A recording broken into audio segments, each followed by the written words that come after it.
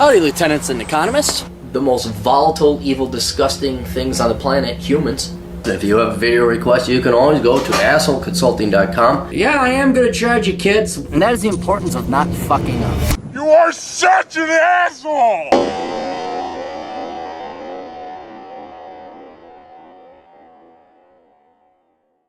How you kids doing? Asshole Consulting. It's not at the stage, nor do I think it ever will be, is how do I get the girls? Or what kind of business should I start? Because at the core of those questions is laziness. But this one, I won't lie, it hurts me a little bit. It hurts me a little bit. Because boys, god damn it, man. You go through all this trouble to major in the right thing and avoid college debt and go to community college, go online and do it cheaply, or you work and you save, and then you guys fuck it up by buying an expensive damn car.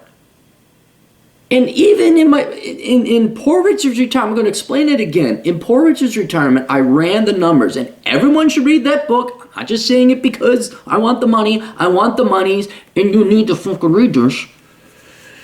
But if you pay cash for your cars and you don't buy fancy cars, you will save up 3/4 of what you need for retirement. Okay? Cars are an equal financial threat to men's finances and women's, but men, you guys are dumb in this regard. You go buy fancy sports car, get the girls, and you just torpedo your finances. And I wrote about it, and maybe I got to read through the whole chapter in my book, Passion Pad Economics, about cars and transportation. But I don't know anyone that buys a piece of shit car anymore. I don't. Every one of my readers or subscribers or even friends, oh yeah, I got a $10,000 car loan. How do you have a $10,000? I've never spent more than $6,000 on a car. How? How do you can't find a cheaper car? And so that's what one of these are. So I'm going to go through this. But guys, don't get fancy cars. Knock it off. I'll go through how to find cars later, but I got to repeat this multiple times. So hopefully I'll do the end-all, be-all videos one of these days. And you boys will learn how to buy cars. Hi Aaron, I'm the owner of a 2007 Toyota Tacoma with 140,000 miles. 3 days ago on the road trip to South Carolina, the engine suddenly overheated, resulting in blown head gaskets, and you can guess, ruined the entire engine. After further investigation, I found half of the serpentine belt broke off and got jammed in the fan, which caused it to overheat. A week prior to this trip, I got the alternator replaced at a mechanic shop in Orlando, Florida, which required the serpentine belt to be removed and put back on. I've always taken good care of the truck's mechanics, and have the paperwork to show it. After inspection at the Toyota dealership, it seems the only way this could have happened to a truck that was in otherwise excellent condition is that the belt was put back on incorrectly. Unfortunately, this doesn't seem provable, so I don't see any way to get help financially with the $6,300 Toyota quoting me to put an engine they found in 118,000 miles. All right, one, you're going to the dealer, so that's wrong. They're going to charge you the most. I would try and find some other guy, and I would try to find an engine on your own. Go search on the internet for used Toyota Tacoma engine or any compatible engine. They found with 118,000 miles. My request to you is whether it's worth going to a mechanic shop in Orlando to discuss what happened and what should I look to get out of the conversation if I do approach them. God, that's going to be a tough one. There is no guarantee.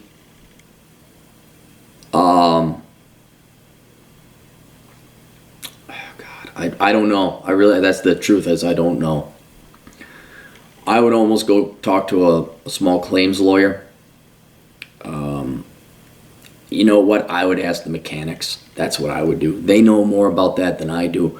Go talk to mechanics. Maybe there's some mechanics down below. They know of like a lemon law kind of thing or faulty maintenance repair. I mean, you have the documentation that the serpentine belt flew off, but they could say, dude, the serpentine belt was old. And you could say, well, why didn't you replace it or tell me about it?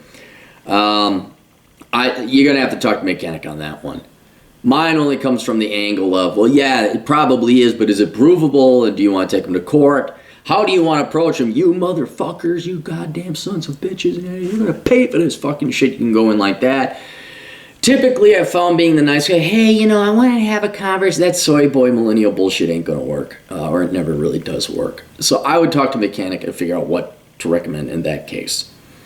So that's, if I were to approach him, I don't even think I'd approach him because it was not our fault. So what I would do is, talk to the mechanics and then go find a lawyer and say, do I have a case here? All right? And then when you go with the lawyer, you say, you're not getting paid until you win, boy. You do not get paid until you win. Because these things can be dragged out. And this is not, I know $6,300 is not cheap, but that's not a big deal. That's still probably going to be small claims or minor claims. I have all but accepted the financial responsibility to get my property fixed, and I am dealing with the reality I'm probably on my own. But I want to be sure that if I do approach them, that I do not leave anything on the table. My plan from here is to put the truck in storage for a month or two while I save up for a new engine. A quick background, I'm a 26-year-old web developer who works at home, has low expense. Fortunately, my work is not impacted and may even benefit from lack of mobility. I've been a listener for years. Okay, yeah, dude, I got him. I don't have the answer a mechanic would, and maybe there's some Floridian law that allows you to do that. Save your receipts, save your documentation, that kind of thing. But let's talk about your finances, which I can help you in. I asked you, do you need a truck or will a car suffice? Truly no, but my truck has been invaluable for the recent Airbnb business I'm involved in. It has helped me move over the years to pick up odd jobs, which I tend to do since I've been location independent for so many years now. And I'm gonna tend to agree with you that trucks are freaking awesome. They are very utilitarian. I think you need to replace your trucks. But here's what you need to look at. I don't know what you paid for that truck, okay? But I know for $6,300 you can find yourself a new used truck with probably less miles. The truck I got, my Chevy Silverado, I paid $4,500 for it, and it had 60,000 miles. Now, trucks are a little bit more expensive than cars. But, dude, for $6,300, and now you work at home, it's going to force you to be at home, God almighty, there is a truck out there in the United States you can find with low miles that you basically don't have to worry about repairing. It's out there. It might have hail damage. It might not have air conditioning. It might. But dude, there's a truck out there for $6,300 with less than 140,000 miles with the original engine. And this is the point I keep making to you boys. Whatever you spent on that truck, and you're thinking about spending $6,300 repairing it, you then must have spent more than $6,300 buying the truck. You are spending too much on your goddamn cars. Every car I have it does not have full coverage. It just has liability. So if a tornado hits it, somebody crashes into it, I'm fine, I can walk away. I think all my cars now are salvaged, like salvage title. That one was not. No, I take it back. But every car I've bought, I've paid less than $5,000, and they all had less than 40,000 miles on it. And the way I did that is I took the fucking time, not even that much, 4 hours of my time, going online, Auto Trader, Car Soup, setting the range to the entire United States, researching, looking for a car, and you set the mileage, you set the price, and you're going to find a shitty car. Might it be tornado damage? Might it be hail damage? Yes. Might it have been in a rollover? Yes. Is it going to look pretty? No. But you need fucking transportation. That's it. And had you bought a piece of shit truck, like right now a tornado could hit my truck and I'd be okay. Because I've had that thing for 7 years, maybe 6 years now. I've put 80,000 on it. For $4,500, this is why I do. Fucking women. Got another piece of shit car. It's a toss-away car. We used to have a Kia Rio, 2008, standard transmission, no air conditioning, no power steering, $3,500. Put 150,000 miles on it. Just die like that. It's not worth replacing. The hubcap fell off.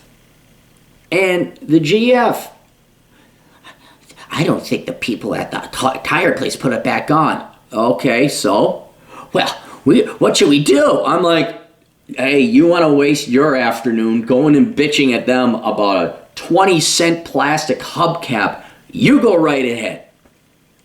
You guys don't get it. Someone dinged into our car. Yeah, so it's a rollover. You see all the dents? It's one of the best things about having a piece of shit car is you don't give a shit what happens to it. You know, you get 50,000 miles of it. Hey, someone crashed into it. Cool. All right, that's great. I mean, not to keep picking on the GF, but man, you know, here we have a literally banged up car, and she worries that someone bumped into it. And it's like, dude, even I know to relax and chill out. That's why I got the piece of shit car. If that was a Ferrari or a Beamer, yeah, I'd be pissed. But it's not. It's a piece of shit. It is only transportation. Matter of fact, I don't care how old I am, the peace and serenity and calm that comes with having a piece of shit car and somebody dings into it, and that's like my main go-to car. And then I take the nice little convertible and I drive that on Sunday drives and really enjoy that, and I kind of pamper that when I put it in a garage. Cool. But the one that's going to take the battle and the hail and the kicked up dirt and the dust and the rock flung away from the semi-truck, that's the piece of shit car. And you can find it. Dude, you can, hang on. Fucking Christ. Like, honest to God, boys. Autotrader.com. You're in South Carolina, huh? Don't allow. I'll just do it here.